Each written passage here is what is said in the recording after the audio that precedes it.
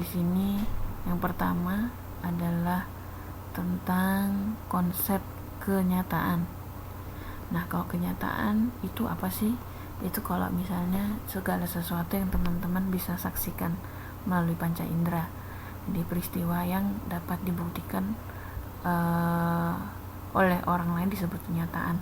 Jadi ketika misalnya contohnya nih, saya bisa merasakan, membaui, merasakan, apalagi nih panca indera, 5 panca indera apalagi nih. Terus orang lain juga menyaksikan dan mereka mengiyakan, setuju dengan kita. Nah, itu disebut, peristiwa itu disebut sebagai kenyataan. Halo? Hilang lagi suaranya? Halo? Ini memang suaranya, mohon maaf ya, gak bisa keras-keras. Ada orang lain soalnya lagi tidur, jadi saya gak bisa suara keras-keras. Alhamdulillah nggak sakit, ini cuma memang nggak bisa bersuara sesemangat biasanya. Agak kalem. Oke. Nah, ini saya tanya nih, panca indera, 5 panca indera apa aja, yo? 5 panca indera itu apa aja? Terus mata, apalagi? Hidung. Itu mata, hidung, segala, mulut, segala macam itu medianya. Jadi kata sifatnya ya. Jadi ada penglihatan melalui mata, penciuman, pendengaran, perasa, peraba, gitu ya. Bukan perasaan, Mbak, perasa. Perasaan kan hati. Perasa itu lidah. Oke. Selanjutnya nanti kita bahas lagi ya. Kemudian ada namanya informasi. Informasi itu didapatkan dari media massa gitu ya. Kemudian melalui media massa kita dapat mengetahui hal-hal di tempat lain tanpa harus mengalaminya sendiri. Kan kalau kenyataan itu kan harus dirasakan ya lewat 5 panca indera. Paling tidak pernah lihat atau pernah dengar, pernah nyoba makan, pernah coba memegang apa, merasakan gitu ya. Wah, ini kasar, halus, panas, dingin, nah itu dirasakan. Kemudian ada juga kalau misalnya informasi itu kan sesuatu yang nggak harus kita lihat langsung ya, dialami langsung, tapi kita tahunya dari media massa. Jadi teman-teman tahu apa yang terjadi di Indonesia, walaupun kita ada di Taiwan, tapi kita bisa tahu berita-berita paling kini, paling hot di Indonesia. Itu kan juga karena adanya informasi. Kemudian ada nggak yang tahu lagi hot apa nih di Indonesia? Informasi yang lagi rame di Indonesia apa? Ada yang ngikutin berita? Gosip, pemilu udah rame lagi ya. Selebritis, kenapa selebritisnya? Oh, Jokowi mau jadi presiden. Oh, yang cerai siapa, Mbak? Mungkin nggak nonton TV, tapi kalau baca-baca di internet ya, baca-baca berita atau lihat di Facebook, ada yang rame apa di Indonesia? Marsyanda cerai.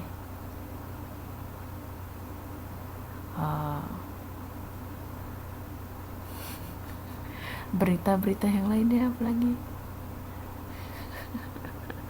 Atau di Taiwan sekarang, di Taiwan lagi rame apa sekarang?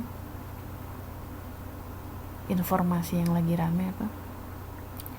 Demo, pembunuhan, wah banyak nih ya. Jadi itu yang tadi teman-teman tahu dari media massa ya, atau baik itu cetak, tertulis, online, itu adalah bentuk-bentuk informasi. Nah, ini sekarang disampaikan tentang fakta. Nih, apa sih bedanya kenyataan sama fakta?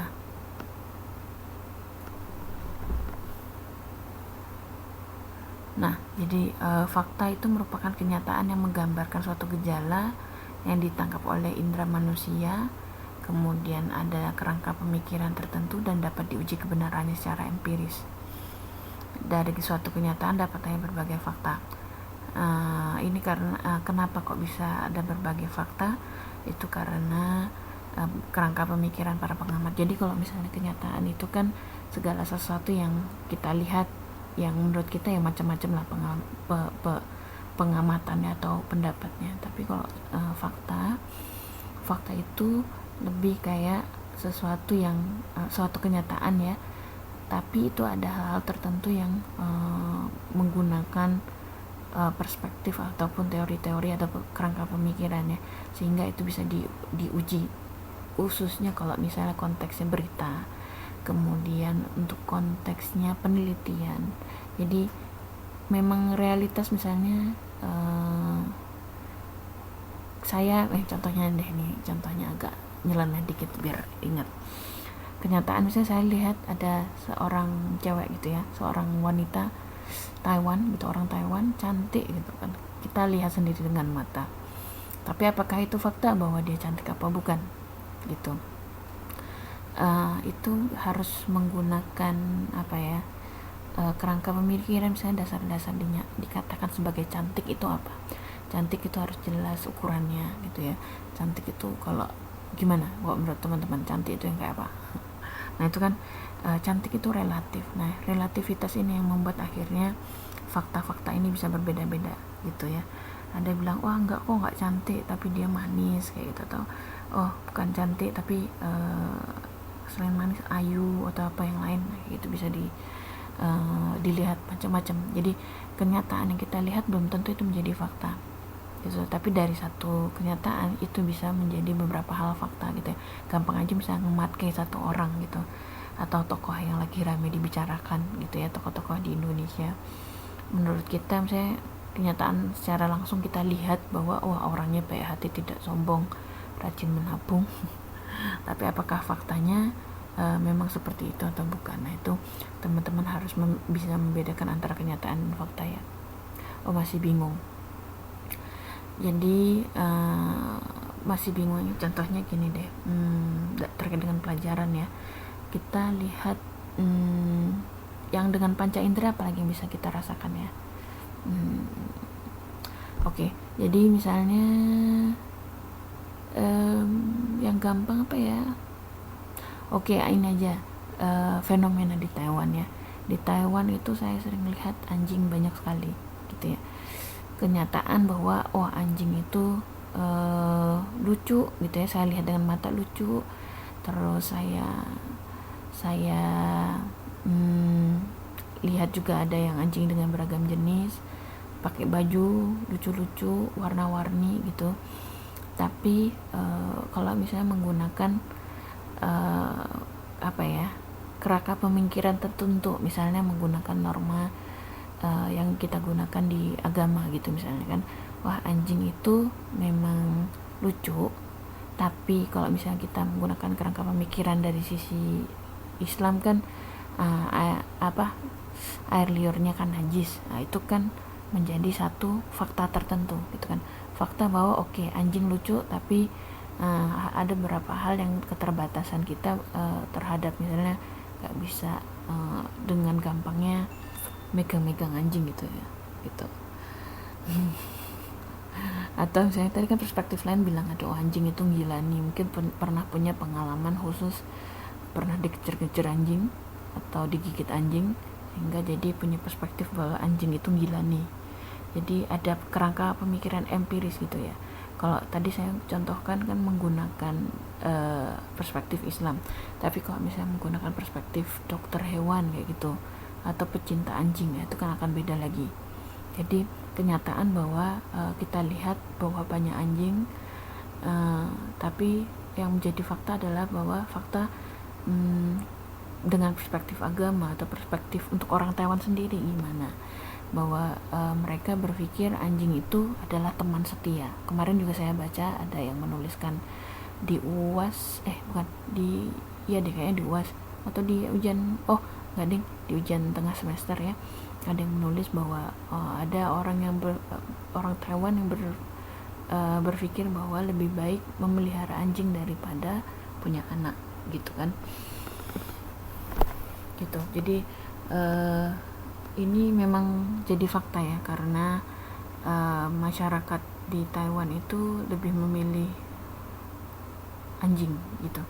Ini udah bisa membedakan belum? Ada perspektifnya apa yang kita, kalau kenyataan itu ya apa yang kita alami dengan panca indera, tapi kalau udah menuju ke fakta itu ada pemikiran tambahan-tambahan lain karena kita punya perspektif atau kerangka pemikiran yang bisa diuji kebenarannya secara empiris gitu.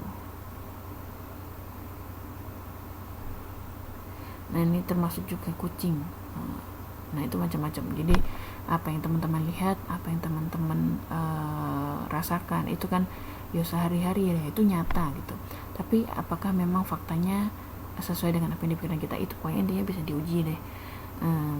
Kalau dari sisi tadi perspektif misalnya anjing tadi secara agama, secara sosial juga bisa, maksudnya permasalahan sosial yang ada di Taiwan ataupun perspektif-perspektif lainnya dari secara pecinta hewan atau dari sisi dokter hewan, itu ada sendiri-sendiri perspektifnya. Jadi begitu ya. Ini jadi malah ngomong kucing sama anjing. Oke, lanjut ya. Terkait dengan data. Oke. Data itu ada kejadian-kejadian khas yang dinyatakan sebagai fakta dalam wujud hasil pengukuran. Ini maksudnya apa? Tadi kan udah ada kenyataan, ada suatu kejadian peristiwa, kemudian bahwa jelas itu akhirnya dinyatakan itu sebagai fakta karena bisa diuji dengan diuji kebenarannya secara empiris. Kemudian ada pengukurannya. Kalau data itu ada dibagi menjadi dua, itu data kuantitatif, ada data kualitatif. Nah, kuantitatif ini maksudnya terkait dengan angka-angka. Kalau teman-teman pernah dengar statistik atau polling deh, gampang aja, kemarin yang sempat rame ya habis pemilu kan ada data-data ini kan, polling berapa persen perolehan suara dari masing-masing partai politik. Nah, angka-angka itu disebut data kuantitatif gitu ya. Kalau data kualitatif itu data tidak bisa dinyatakan dengan angka karena sifatnya itu cerita ya. Jadi nanti bisa sih saya jelaskan secara lebih lanjut di pertemuan berikutnya secara lebih spesifik apa bedanya data kualitatif dan kuantitatif. Tapi intinya kalau kuantitatif itu jumlah ya, ada angka-angka. Kalau ada yang nanya nih, bedanya informasi sama data apa? Nah, informasi itu kan dari media massa dan bisa saja memang di situ disampaikan data, Mbak. Data itu maksudnya gimana ya? Kalau informasi berita deh biasanya. Kalau gosip kan lebih kayak cenderung informasi ya. Tapi mungkin ada beberapa hal yang suka, misalnya kayak perceraian deh, ngomongin perceraian tadi ya. Dari informasi perceraian tersebut misalnya disebutkan bahwa tingkat perceraian artis itu tinggi.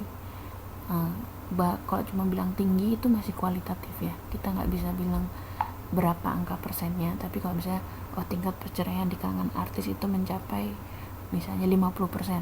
Nah, 50% itu angka data kuantitatif karena mencakup angka, karena tadi dia mengukur ya dari total, misalnya ada jumlah artis yang terkenal, kemudian di data berapa persennya setiap tahun, angka perceraian berapa, itu angka-angka tersebut. Jadi dari informasi bisa didapatkan data.